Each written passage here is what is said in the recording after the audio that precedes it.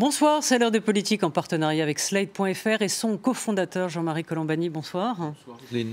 Et Jean-Marie, donc ensemble nous recevons deux journalistes. L'un est patron de Libération et l'autre a été celui de Charlie Hebdo et de France Inter. Deux livres aussi.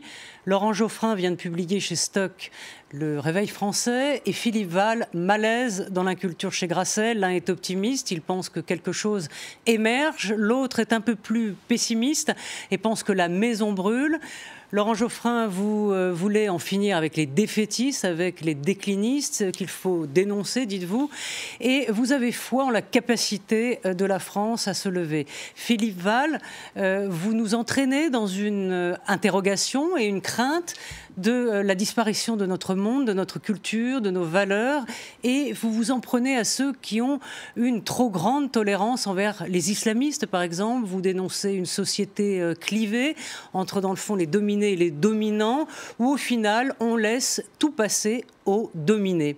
Et tout cela, eh bien, c'est la faute à Rousseau, dites-vous, non à l'écrivain que vous trouvez sublime, mais à l'idéologue qui fait nier à la gauche la réalité. Et à l'heure où la France, eh bien, se sépare entre les pros et les anti je suis Charlie, la notion de république est au cœur du débat. C'était d'ailleurs l'un des aspects du discours hier de François Hollande au Panthéon, qui lie dans le fond l'histoire et le présent. On écoute François Hollande et on en reparle après. L'indifférence, voilà l'ennemi contemporain. Indifférence face au fanatisme, au racisme, à l'antisémitisme. Indifférence face aux injustices, aux inégalités, aux indécences. Indifférence face aux catastrophes, au désordre climatique, à l'épuisement de notre planète. Face à l'indifférence, chaque génération a un devoir de vigilance, de résistance. Voilà, on voit bien que dans ce discours, il y a un peu de politique sous le tapis. Vous devriez, Monsieur Val, être content, parce que dans le fond, cet appel à la résistance, c'est ce qu'en quelque sorte vous demandez. Quel sens tous les deux vous donnez à ce discours? D'abord, j'ai un petit souci avec les listes qui mettent ensemble le réchauffement climatique, l'antisémitisme. J'aime pas qu'on mélange tout ça. Il y a des urgences, il y a des façons de traiter les sujets. Voilà, je n'aime pas les fourre-tout. Enfin, je pense, c'est pas que j'aime pas ça. Après, on s'en fout de ce que j'aime ou de ce que j'aime pas, mais je pense qu'il est dangereux de mettre tout dans des sacs et de dire voilà la vigilance. Alors c'est très bien ce qu'il dit sur le fond, c'est bien sûr indiscutable, mais le racisme, l'antisémitisme est un cas particulier qui mérite d'être pris à part. On peut pas... Vous voyez, c'est ça qui est triste, c'est que la pensée n'est pas construite. On n'a pas le plaisir d'entendre quelque chose qui s'articule, dont les gens puissent se servir pour penser par eux-mêmes. Non, on leur balance des trucs comme ça, le réchauffement climatique et l'antisémitisme, ça je peux plus. Je ne peux plus. Laurent Geoffrin. Moi, je trouve que la cérémonie montre deux choses. Il y a des gens qui disent la France maintenant passe son temps à se repentir. Pourquoi on dit ça? Parce qu'on a inclus dans les programmes scolaires la colonisation et l'esclavage. Et alors, vous avez une sorte de gens de droite qui disent c'est horrible, on se repent, on est masochiste, on se flagelle, etc. La cérémonie d'hier montre exactement le contraire. On promeut les héros de la République. On peut trouver ça, comment dire, solennel, trop solennel, ou désuet. Non, on ne peut pas dire qu'on se repent. C'est exactement le contraire. Pas du tout. Même chose, on dit, là c'était dans le débat sur l'école qui vient d'avoir lieu, on dit les Français n'ont plus de mémoire, il n'y a plus d'histoire, on ne s'intéresse plus au passé. On rompt avec le récit C'est national. C'est exactement le contraire. La France passe son temps à faire des commémorations. Donc on dit n'importe quoi. Sur cette question-là, sur la question de la mémoire et sur la question de l'histoire, on dit n'importe quoi. C'est-à-dire que vous avez un certain nombre de propagandistes qui vous expliquent que la République française n'a plus de mémoire, qu'on est des individus jetés, solitaires et coupés de toute racine dans le monde d'aujourd'hui, global, mondialisé, avec les réseaux. C'est complètement faux. Bon, la France est enracinée profondément dans son passé. Et ça fait du bien. En l'occurrence, oui, puisqu'il s'agit de la République. C'est très bien. Restons un moment sur la mémoire. À propos de repentir, moi je pense toujours à ce que serait l'Allemagne s'il n'y avait pas eu un repentir allemand. Quelle serait l'Allemagne d'aujourd'hui? Pour tous ceux qui ont peine à considérer qu'il faille regarder le passé, y compris regarder le passé de façon, quitte à le regarder de façon critique, hein, mais voilà, sans excès non plus. Mais Voilà. Mais sur la mémoire, comment... Là, on avait un rite républicain. La République a besoin de rites, de rituels. La République, c'est ce qu'invoque François Hollande dans son discours, et c'est ce qu'invoque son challenger d'aujourd'hui, Nicolas Sarkozy, qui rebaptise son parti Les Républicains. Mais à vos yeux, à l'un et à l'autre, d'abord, est-ce la bonne approche d'essayer de faire rempart de la République face aux menaces qui sont permanentes et qui sont ici présentes, qu'on a rappelées, racisme, antisémitisme, etc.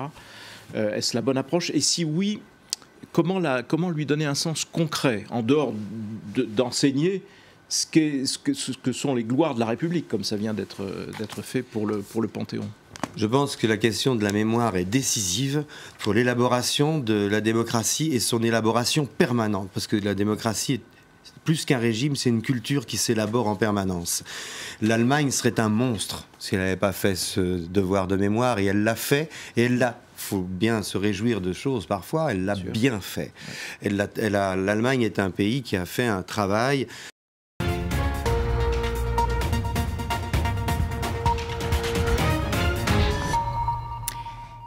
Édition spéciale, on va partir à Zurich, écouter Sepp Blatter à l'ouverture du congrès annuel de la FIFA. You will agree with me. Vous serez d'accord avec moi pour dire que nous vivons une époque sans précédent et très difficile pour la FIFA. Les événements d'hier ont porté une longue ombre sur le football ainsi que notre congrès de cette semaine. Les actions commises par des individus ont apporté la honte et l'humiliation au monde du football et exigent des actions et du changement de notre part à tous. Nous ne pouvons pas permettre que la réputation du football et de la FIFA soit traînée dans la boue. Il faut que cela s'arrête immédiatement.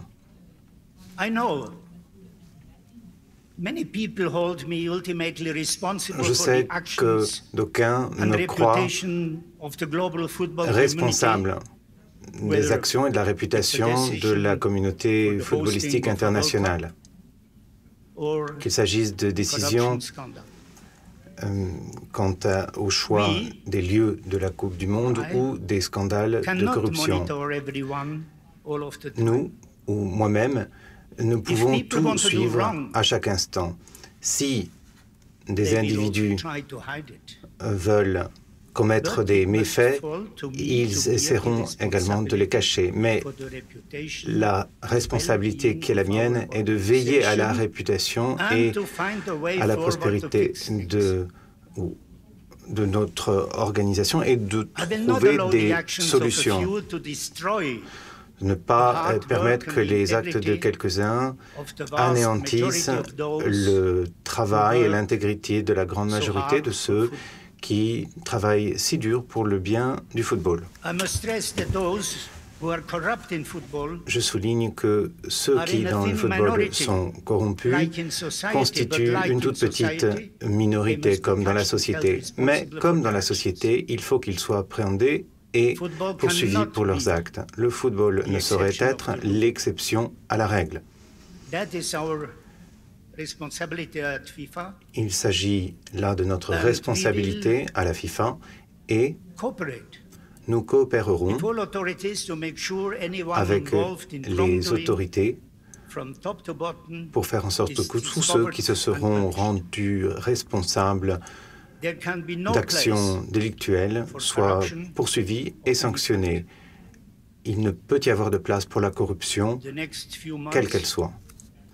Dans les mois à venir, la FIFA connaîtra une période difficile. Je sais qu'il y aura, je suis persuadé qu'il y aura d'autres mauvaises nouvelles, mais il est absolument nécessaire de reconstruire la confiance à l'égard de notre organisation.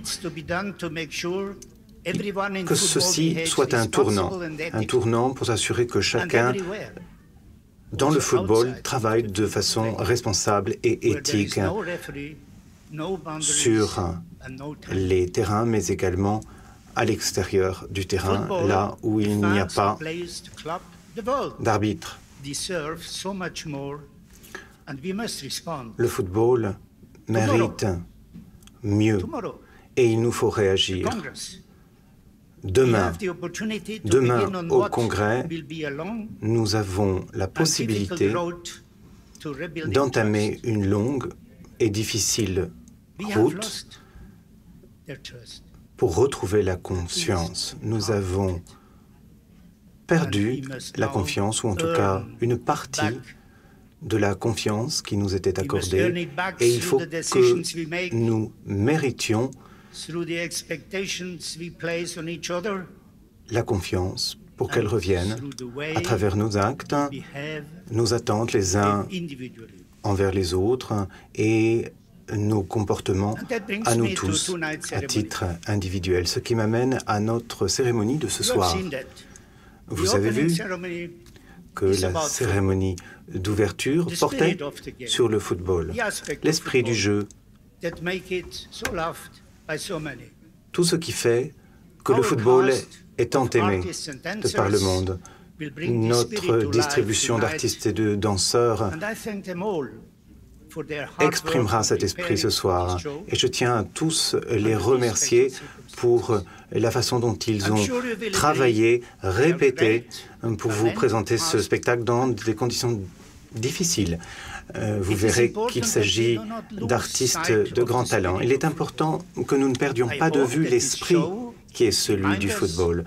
Et j'espère que ce spectacle nous rappellera ce pourquoi nous nous battons et ce pourquoi nous devons continuer de nous battre pour des changements positifs dans le monde du football. Même si certains parmi nous nous ont déçus. Profitez donc de ce beau spectacle, mais je vous demanderai aussi de réfléchir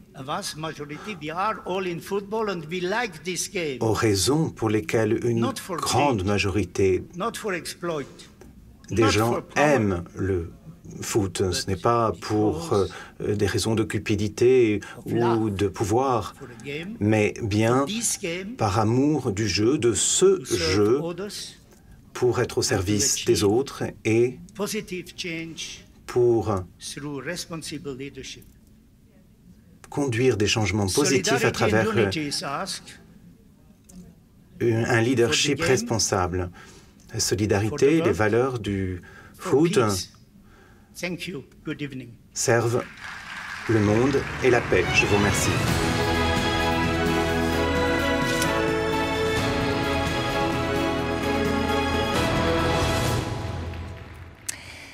C'était donc Seb Blatter à l'ouverture de ce congrès annuel de la FIFA qui s'ouvre malgré la tempête à Zurich. Avec nous, Benoît Perrochon, ne se quitte plus décidément. Non. Il est droit dans ses bottes, mais on sent quand même un petit fléchissement. On sent qu'il n'est pas très à l'aise, Seb Blatter. On sent qu'il n'est pas très à l'aise, qu'il est un petit peu touché. Il faut dire que ce matin, la réunion avec les autres présidents des confédérations qui composent la FIFA, elle ne s'est pas très bien passée puisque le président de l'UEFA, Michel Platini, lui a demandé droit dans les yeux à son ami. Ils se connaissent depuis très très longtemps, ils se tutoient. Il lui a demandé de quitter la présidence de la FIFA, de ne pas se représenter, de ne pas briguer ce 5e mandat lors de l'élection qui aura lieu demain. Un 5e mandat, oui, parce que ça fait depuis quand même 1998 qu'il est dans ses fonctions, qu'il est à la tête de la plus haute institution du foot mondial. Seb Blatter qui a rappelé que la corruption dans le football, c'était une petite minorité, sauf que cette petite minorité, eh bien, elle agite le foot depuis de nombreuses années maintenant. Il a rappelé également que la FIFA allait coopérer avec les autorités. Je vous rappelle qu'il y a 2 procédures, une procédure aux États-Unis et une procédure en Suisse. En Suisse, on en parle moins, mais cette procédure, elle enquête sur l'attribution des Coupes du Monde en 2018 et en 2022 à la Russie en 2018 et au Qatar en 2022. Ces 2 procédures qui ont... Enfin, la procédure procédure américaine qui a abouti à 7 arrestations hier, 14 inculpations. Il veut que cet épisode, que ce séisme, parce que c'est un séisme au sein de la FIFA, eh bien, soit un tournant pour qu'il y ait plus d'éthique dans le football. Sauf que lui, ça fait tout de même depuis 1998 qu'il est en place et qu'il attend simplement ce moment-là, l'ouverture de ce 65e congrès pour parler d'éthique. Le foot mérite mieux et doit réagir. Ils ont perdu un petit peu de crédit. Voilà ce que disait le président de la FIFA. Du crédit, la FIFA, elle vient pas juste de le perdre, elle a perdu déjà il y a fort longtemps. Il y a eu l'épisode du FIFA Gate, déjà on en a parlé. Là, c'est cette institution qui tremble aujourd'hui de tous ses membres. Merci beaucoup. Merci. Benoît, on referme cette édition spéciale. L'info continue sur France 24.